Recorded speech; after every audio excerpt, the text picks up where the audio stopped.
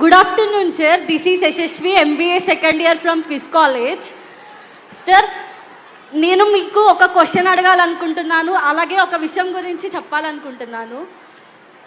ప్రీవియస్గా నేను ఏ news channels విన్నా అన్నిట్లో బూతులు తిట్లు ఎక్కువ అయ్యాయి sir.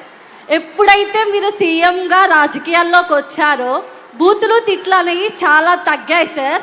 We are thank you for that sir.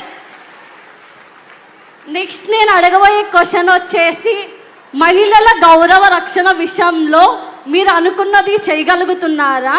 మా రక్షణకు మీరు ఎలాంటి భరోసాను ఇస్తారు సార్? చాలా సంతోషం, ఐఎమ్ వెరీ హ్యాపీ. మంచి క్వశ్చన్ అడిగావు. ఒకటి మాత్రం గట్టిగా చెప్తున్నా, బూతులు మాత్రం కంట్రోల్ చేశాను. టీవీల్లో బూతులు లేవు, అసెంబ్లీలో బూతులు లేవు, సోషల్ మీడియాలో బూతులు లేవు. ఎవడైనా బూతులు మాట్లాడితే మాత్రం మీరు ఉండవలసిన ప్లేస్ మీ ఊరు కాదు, ఉండాల్సింది ఎక్కడుండాలో చూపించే బాధ్యత తీసుకుంటాం. ఎవడు చేసినా వదిలిపెట్టడం, అది కంట్రోల్ చేసాం. ఒప్పుకుంటారా? ఏమ్మా బూతులు లేవు కదా? నేను బూతులు తిడుతున్నానా? ఇప్పుడు మా వాళ్ళు తిడుతున్నారా బూతులు? రాజకీయాల్లో బూతులు ఉన్నాయా? లేవని వాడు చేలిపైకెత్తండి. మీకు మంచిగా అనిపిస్తా ఉందా? అనిపిస్తే గట్టిగా చప్పట్లు కొట్టి ఆశీర్వదించండి. ఇది కావాల్సింది. సమాజంలో సభ్యత ఉండాలి. మన పిల్లలకు మనం నేర్పించేది సభ్యత. ఆ సభ్యత లేనప్పుడు బూతులు తిట్టుకుంటే చాలా భావితరాలు కూడా నాశనం అయిపోయే పరిస్థితికి వస్తారు. రెండో విషయం మీరు అడిగారు, ఒక విషయం, ఇది కూడా చాలా ముఖ్యం మనందరికీ. ఆ విషయం ఏంటంటే ఆడబిడ్డల భద్రత. గడిచిన 5 సంవత్సరాల్లో మీకు జరిగింది ఒక్కసారి ఆలోచిస్తే, ఒక గంజాయి అనేది రాష్ట్రంలో ఒక పంట అయిపోయింది. ఎక్కడికక్కడ గంజాయి తయారు చేయడం, ఆ గంజాయిని ఎగుమతి చేయడం, వేరే ప్రాంతాలకు పంపించడం. ఇక్కడ కూడా గంజాయి ఎక్కడ పోయినా స్కూల్లో, కాలేజీల్లో, ఏ సెంటర్లో చూసినా గంజాయి ఉండడం. నేను ఎన్నికల్లో మీ అందరికీ ఒక మాట చెప్పాను, నేను అన్ని పనులు కష్టపడి చేయగలుగుతాను, కానీ గంజాయికి అలవాటు పడిన వాళ్ళు అడిక్ట్ అయిపోతారు. ఆ గంజాయి కానీ తీసుకోకపోతే ఉండలేరు, పిచ్చి పడుతుంది వాడికి. ఒక తాగుబోతుకి సాయంత్రం అయితే తాకపోతే ఉండలేడు. అలాంటిది గంజాయి అయితే ఇంకా చాలా వరకు నర్వస్ కూడా హిస్టేరిక్ అయిపోతాయి. అలాంటి విషయం కూడా మీకు చెప్పాను నేను. గంజాయి కానీ డ్రగ్స్ కానీ రెంటికి అలవాటు పడ్డారు మన రాష్ట్రంలో. ఇప్పుడు మీరు చూస్తున్నారు, నేను ఒక ప్రత్యేకమైన వ్యవస్థ తీసుకొచ్చాను, ఈగలనే వ్యవస్థ తీసుకొచ్చాను. గూగుల్ మ్యాప్లో చూస్తున్నాను, ఎక్కడ గంజాయి పంట ఉందో చూసి దాన్ని ఐడెంటిఫై చేసి మళ్ళా డ్రోన్లు పంపించి ఎక్కడ ఎగ్జాక్ట్ స్పాట్ ఉందో అక్కడ చూసి పంట వచ్చే లోపలనే దాన్ని నాశనం చేస్తున్నాం. వాళ్ళను కూడా గట్టిగా శిక్షిస్తున్నా. పూర్తిగా పోయిందంటే నేను చెప్పను, మీ సహకారం కూడా నాకు కావాలి. ఇంకా చాలా ఎఫర్ట్ పెట్టాలి. అలవాటు పడినటువంటి వ్యక్తి తక్కువ ఖర్చు పెట్టి ఎక్కువ బండి ఇస్తున్న డబ్బులు వస్తాయి. అలాంటప్పుడు ఏం చేస్తాడు? నేను ఎంత గట్టిగా ఉన్నా పండిస్తున్నాడు, దొంగతనంగా అమ్ముతున్నాడు. ఒక పటిష్టమైన యంత్రాంగాన్ని తయారు చేశారు రహస్యంగా. ఒకడు తయారు చేస్తాడు, ఒకడు కొంటాడు, ఒకడు రవాణా చేస్తాడు, ఒకడు రిసీవ్ చేసుకుంటాడు. అన్ని కూడా కోడ్ భాషలు వెళ్ళిపోతా ఉంటాయి టెక్నాలజీలో, ఎవరికి అర్థం కాని భాష. దీనివల్ల బ్రేక్ చేసుకుంటా వస్తున్నాం. అందుకే ఇంకో పక్క డ్రగ్స్ కూడా కంట్రోల్ చేస్తున్నాం. మూడో విషయం చెప్తున్నాం, కొంతమంది ఆడబిడ్డలంటే చాలా ఈజీగా తీసుకుంటున్నారు, ఇష్టానుసారంగా బిహేవ్ చేస్తున్నారు. నేను ఒకటే వాళ్ళందరికీ చెప్పేది, నువ్వు మత్తులో చేసిన, గంజాయి మత్తులో చేసిన, నీ వెన్నెముకలో భయం ఉండేట్టుగా చేసే బాధ్యత నాది. కబద్దార్, జాగ్రత్తగా ఉండమని హెచ్చరిస్తున్నా. ఆడబిడ్డల్ని వేధించే వ్యక్తులు, ఆడబిడ్డల పైన అత్యాచారాలు చేసే వ్యక్తులు ఈరోజే ఒక యాప్ కూడా తీసుకొచ్చాం. ఆ యాప్ ద్వారా కంట్రోల్ చేస్తాం. ఆ యాప్ పేరు కూడా మనం పెట్టింది శక్తి. శక్తి అనే యాప్ పెట్టాం. మీరు ఒక్క మెసేజ్ ఇస్తే 8 నిమిషాల్లో 7 నిమిషాల్లో ఎక్కడున్నా ఎత్తుక్కుంటా వచ్చే బాధ్యత కూడా పెట్టాం. దీంతోనే ఆపనం. ఎవరైనా సరే ఇష్టానుసారంగా చేస్తే వాళ్ళ జీవితంలో అదే చివరి రోజు చేసే పరిస్థితి వస్తుంది. ఖబర్దార్, జాగ్రత్తగా ఉండమని మరొకసారి హెచ్చరిస్తున్నా. ఈ మహిళా దినోత్సవం పవిత్రమైన దినోత్సవం. నా ఆడబిడ్డలకు ఇచ్చే భరోసా ఇది. మీరు స్వేచ్ఛగా తిరిగే పరిస్థితి రావాలి. సమాజంలో మీ గౌరవం పెరగాలి. పెరగాలంటే మనం కూడా గట్టిగా ఉండాల్సిన అవసరం ఉంది. నేను చేయాల్సిన పని నేను చేస్తాను. కానీ మిమ్మల్ని అడుగుతున్నా, అధైర్యపడద్దండి, భయపడద్దండి. ఎవడైనా ఇలాంటి వ్యక్తులుంటే, ఆటకాయలుంటే వాళ్ళందరినీ బంధుత్వమో కులమో మతమో చూడొద్దండి. వాళ్ళు స్త్రీ శక్తికి వ్యతిరేకులు. అలాంటి వ్యక్తుల్ని మాత్రం సమాజం నుంచి వెలివేసే బాధ్యత మీది. దొరికితే ఏం చేస్తారో మీరు చేసి పోలీసులు పట్టించండి. నేను ఆ మాట కూడా వాడుతున్నా. భయం అనేది ఉండాలి, భక్తి అనేది ఉండాలి. ఈ రెండూ లేకపోతే ప్రాబ్లమ్స్ వస్తాయి. నేను కూడా ఒకప్పుడు మీరు చూసుంటారు, ఇక్కడ గుంటూరులో ఒకసారి ఈ మారిగా జరిగింది. ఒక ఆడబిడ్డ పైన 20 టీములు వేశాను. 3 రోజుల్లో పట్టుకురమ్మన్నాను. దీనికి భయపడిపోయి ఊరేసుకొని చనిపోయాడు. చచ్చిపోతే మంచిదే అయింది అనుకున్నా. ఎందుకంటే ఆడబిడ్డల్ని చెరబట్టిన వాడు ఎవడో మంచివాడు కాదు. అలాంటి ఉద్దేశాలే మంచిది కాదు.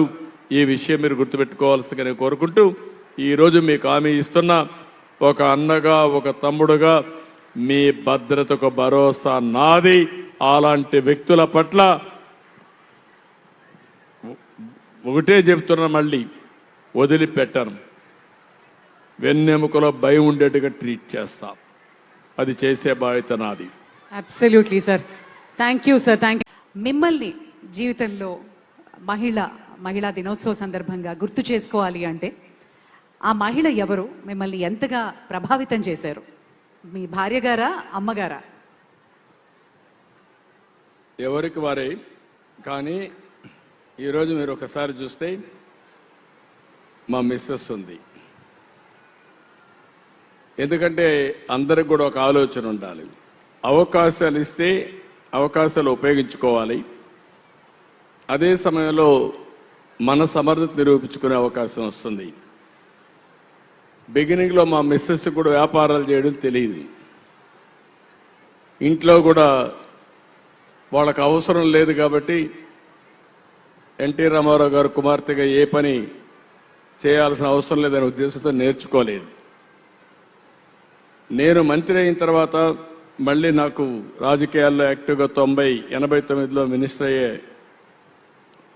పరిస్థితి, 94లో మినిస్టర్ అయ్యాను. అప్పటికి నేను ఒక చిన్న ఇండస్ట్రీ పెట్టాను ఫ్యామిలీ బిజినెస్ కోసం. అప్పుడు ఇంట్లో లోకేష్ చిన్న కుర్రాడు. అప్పుడు నేను ఆలోచించి బిజినెస్ చూసుకోమని మా మిస్సెస్ను కోరాను. ఆవిడ రిలక్టెంట్గా రిఫ్యూజ్ చేశారు బిగినింగ్లో. నేను గట్టిగా చెప్పాను, ఎవరో ఒకరు చూసుకోవాలి, నేను మంత్రిగా ఉన్నాను, నాకు టైం ఉండదు, అది కాకుండా బిజినెస్ చూడడం కరెక్ట్ కూడా కాదు అని చెప్పితే యాక్సెప్ట్ చేసింది. యాక్సెప్ట్ చేసిన తర్వాత నేను మంత్రిగా ఉండి మళ్ళా ముఖ్యమంత్రి అయ్యాను. 10 ఏళ్ళు రాజకీయాల్లో యాక్టివ్గా ఉంటే అక్కడి నుంచి అంచెలంచెలుగా ఒక సాధారణమైన మహిళ హెరిటేజ్ కంపెనీని డెవలప్ చేసి పిల్లల్ని కూడా అందరినీ, మా అబ్బాయిని కూడా బాగా చదివించి పెళ్ళైన తర్వాత ఇద్దరిని కూడా స్టాన్ఫోర్డ్ వరకు చదివించే పరిస్థితికి వచ్చిందంటే అది మహిళలకు ఉండే శక్తి అని చెప్పి నేను మీకు తెలియజేస్తున్నా. ఇప్పుడు అక్కడితో ఆగలేదు. ఎన్టీఆర్ మెమోరియల్ ట్రస్ట్ ద్వారా సేవా కార్యక్రమాలు చేస్తూ ఉంది. అంటే ఇప్పుడు సర్వీస్ యాక్టివిటీస్కి వెళ్ళింది. అంటే ఒక మహిళ మీరు గుర్తుపెట్టుకోవాల్సింది 10 మందికి స్ఫూర్తినిచ్చే స్థాయికి మీరు ఎదగాలి. నేను మా ఇంట్లో కూడా ఊహించలేదు. అలాంటిది మా మిస్సెస్ చేయగలిగిందంటే అందరికీ ఆ శక్తి ఉంది. అందుకే నేను మనస్ఫూర్తిగా మా మిస్సెస్ని అభినందిస్తున్నా. ఎందుకంటే ఓసారి మనం కూడా అక్నాలెడ్జ్ చేయాలి మంచి చెడుల్ని. అలాంటి మంచి చెడులు చేసినప్పుడు నాకు ఎలాంటి ఇబ్బంది లేకుండా అన్ని పనులు చూసుకోవడమే కాకుండా అవసరమే 10 రూపాయలు ఇచ్చే శక్తి కూడా సంపాదించుకునింది. నాకు ఖర్చు పెట్టమంటే పెట్టే పరిస్థితి ఉన్నారు. నేను రాజకీయాల్లో సంపాదించలేం కాబట్టి వ్యాపారాల్లో సంపాదించే పరిస్థితికి వచ్చారు. కాబట్టి this is a great day. ఎందుకు ఈ మెసేజ్ ఇస్తున్నారంటే కష్టపడితే మీరందరూ కూడా ఒక పెద్ద ఎత్తున పేరు తెచ్చుకునే అవకాశం వస్తుంది. అది ఒక రోజులో కాదు, నిరంతరం ఆలోచించాల్సిన అవసరం ఉంది. Absolutely sir. మీ తల్లి గారి విషయంలో మిమ్మల్ని బాగా ప్రభావితం చేసిన ఒక సంఘటన మాతో క్లుప్తంగా పంచుకుంటారా? ఇది మనందరికి కూడా తల్లి జ్ఞాపకాలు ఎప్పుడూ ఉంటాయి. మా మదర్ కూడా అందరం అరిగానే మధ్యతరగతి కుటుంబం. వ్యవసాయం మాకు ఆధారం. మేము చదువుకునేటప్పుడు నిద్రలేసి తెల్లవారుజామున నిద్రలేసి మాకు వంట చేయడం. నేను హై స్కూల్కి పోయేవాడిని. అందరి మారిగా నా జీవితం కూడా. హై స్కూల్కి పోతే చంద్రగిరి 6 కిలోమీటర్లు 7 కిలోమీటర్లు నడవాలి. 6 కిలోమీటర్లు నడవాలంటే 9-9:30 స్కూల్కి పోవాలి. ఇక్కడ 6:30-7 గంటలకు బయలుదేరి తప్ప అక్కడికి రీచ్ కాలేము. 6:30కు నేను బయలుదేరాలంటే మధ్యాహ్న భోజనం మళ్ళా మాకు అప్పట్లో వండి మాకు క్యారియర్ ఇవ్వాలి. అంటే అప్పుడు పొట్లాలు కూడా కట్టేవాళ్ళం. క్యారియర్ తీసుకుపోవాలంటే మళ్ళీ తీసుకురావాలి కాబట్టి ఈ మరిగా పొట్లాలు ఇప్పుడు చేస్తున్న ప్యాకెట్ చేసి ఇచ్చేసేవాళ్ళు.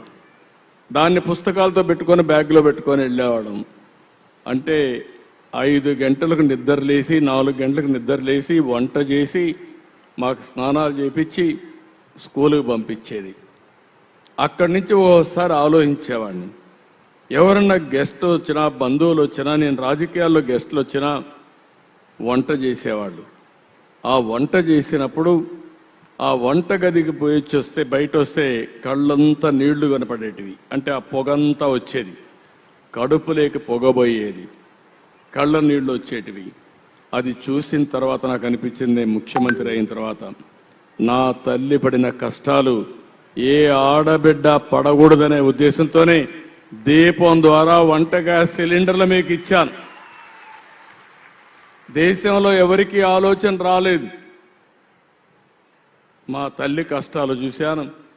అందుకే నా ఆడబిడ్డలు అవస్థ పడకూడదనే ఉద్దేశంతో 95-97లోనే ఆడబిడ్డలందరికీ గ్యాస్ సిలిండర్లు ఇచ్చాను. ఇప్పుడు మళ్ళీ కొంతమంది రేట్లు పెరిగాయని మళ్ళా కట్టెల పొయ్యి పెట్టుకుంటా ఉంటే ఇది కరెక్ట్ కాదని దీపం 2 కింద మళ్ళీ 3 సిలిండర్లు ఉచితంగా ఇచ్చే కార్యక్రమానికి శ్రీకారం చుట్టాను. ఇది స్ఫూర్తి. సార్, మరి కొంతమంది మహిళలు కూడా ఇక్కడ మిమ్మల్ని కొన్ని క్వశ్చన్స్ అడగడానికి రిక్వెస్ట్ చేస్తున్నారు. With your kind permission can we? ఫ్రీగా అడగచ్చమ్మా, మీరు ఏం అడగాలని అడగచ్చు. మీరు చెయ్యెత్తి మీ పేరు ఊరు చెప్పి అడగండి అమ్మా. It side.